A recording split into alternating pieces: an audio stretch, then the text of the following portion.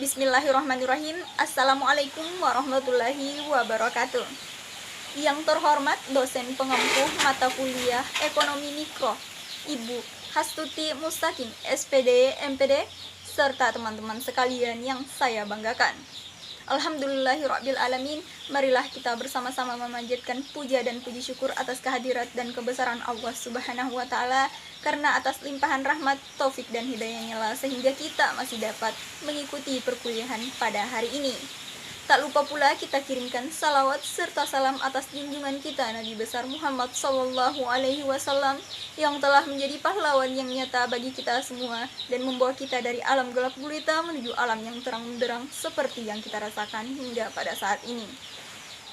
Yang pertama, sebelum melangkah kepada pematerian, seperti kata pepatah, tak kenal maka tak sayang, maka agar sayang mari kita berkenalan terlebih dahulu.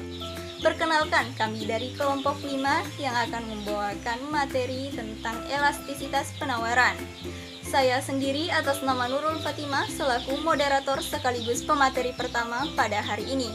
Kemudian teman-teman saya, Nur Hadrayanti selaku pemateri kedua, Muhammad Alif Surur selaku pemateri ketiga, Muhammad Al-Farisi selaku pemateri keempat, Tina Anastasia selaku pemateri kelima, Nur Halisa selaku pemateri keenam, dan Wahyudi selaku pemateri terakhir kami. Baiklah, marilah kita melangkah kepada pemateriannya. Baiklah, selaku pemateri pertama saya akan menjelaskan sedikit terkait dengan pengertian elastisitas penawaran. Melansir dari Warta Ekonomi, elastisitas penawaran adalah suatu istilah dalam ekonomi mikro yang menafsirkan pengaruh dari besar atau kecilnya persepsi terhadap perubahan jumlah barang yang ditawarkan karena perubahan harga. Nah, berdasarkan teori ekonomi, dalam hukum supply and demand, penawaran atau supply suatu barang atau jasa akan naik apabila harganya mengalami kenaikan. Nah, begitu pula sebaliknya.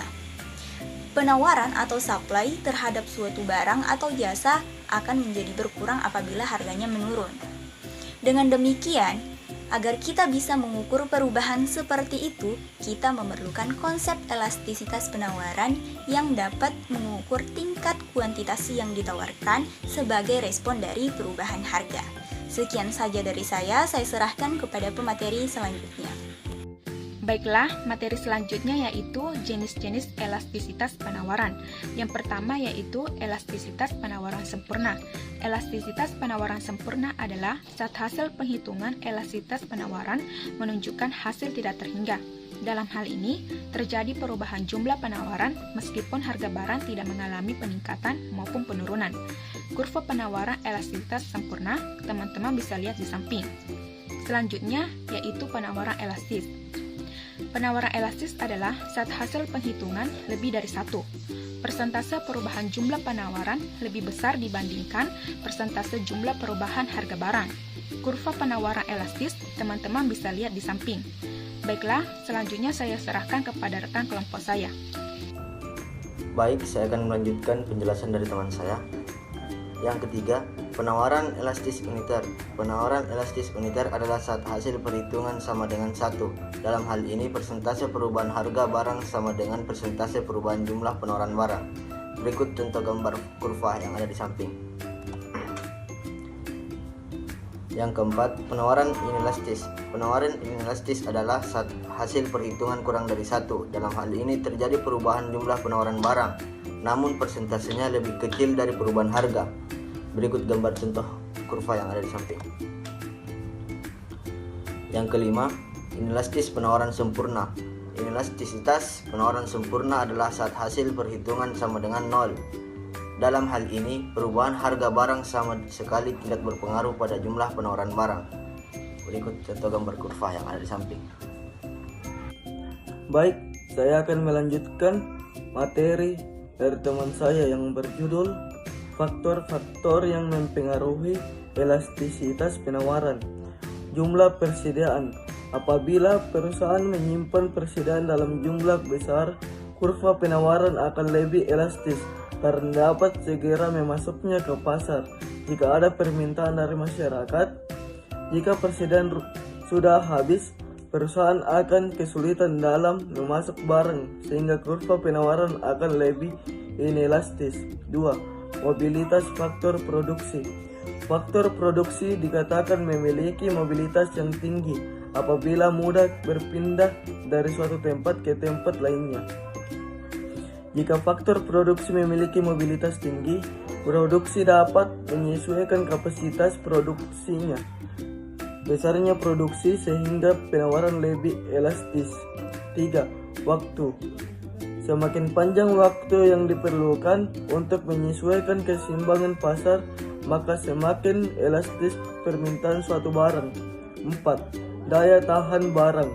Setiap barang memiliki daya tahan waktu yang berbeda-beda. Semakin lama daya tahan barangnya, semakin elastis. Sedangkan semakin cepat daya tahan barangnya, semakin inelastis. Selanjutnya, materi yang akan saya jelaskan adalah manfaat elastisitas penawaran. Elastisitas memiliki beberapa manfaat dalam bidang ekonomi. Berikut merupakan manfaat-manfaat adanya elastisitas penawaran. Yang pertama, sebagai landasan dalam menyusun strategi penjualan yang dilakukan suatu pabrik atau tempat produksi dan membuatnya dapat mengetahui respon yang akan dilakukan untuk menentukan kelanjutan tempat produksi tersebut. Apakah untuk menaikkan hasil dari penjualannya, apakah harus menaikkan jumlah produksi atau tidak menaikkan jumlah produksinya.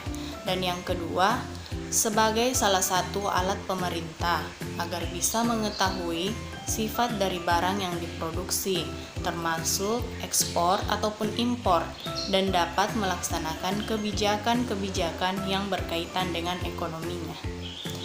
Terima kasih. Materi selanjutnya akan dibawakan oleh teman saya. Rumus elastisitas penawaran. Pada dasarnya, rumus dan definisi elastisitas penawaran tidak berbeda jauh dengan konsep elastisitas permintaan. Perbedaan keduanya terletak pada kualitas barangnya. Berikut rumus elastisitas penawaran, yaitu S sama dengan delta Q per delta P dikali P delta Q. Keterangannya dari rumus berikut tadi, yaitu S yaitu elastisitas penawaran, dan delta Q itu perubahan jumlah barang yang ditawarkan, dan delta P itu perubahan harga barang, dan P harga barang, dan Q yaitu jumlah barang. Sekian. Saya akan melanjutkan materi selanjutnya terkait contoh soal elastisitas penawaran. Soalnya adalah pada saat harga 10.000, jumlah sayuran yang ditawarkan ialah 100 buah. Namun ketika harganya turun menjadi 5.000, jumlah sayuran yang ditawarkan turun menjadi 50 buah. Berapakah tingkat elastisitas penawarannya? Untuk menyelesaikan soal di atas, kita akan kembali ke pembahasan sebelumnya, yaitu terkait dengan rumus elastisitas penawaran. Rumusnya yaitu ES sama dengan delta Q per delta P sama dengan P per Q. Delta Q adalah perubahan jumlah barang yang ditawarkan, di mana Q merupakan bahasa Inggris yaitu quantity yang berarti jumlah. Sedangkan delta P adalah perubahan harga barang yang ditawarkan, di mana P adalah bahasa Inggris yaitu price yang berarti harga. Selanjutnya, P adalah harga barang awal, sedangkan Q merupakan jumlah barang awal.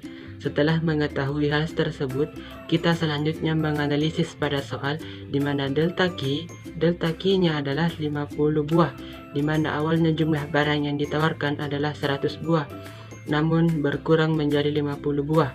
Itu berarti jumlah barang yang ditawarkan berubah sebanyak 50 buah.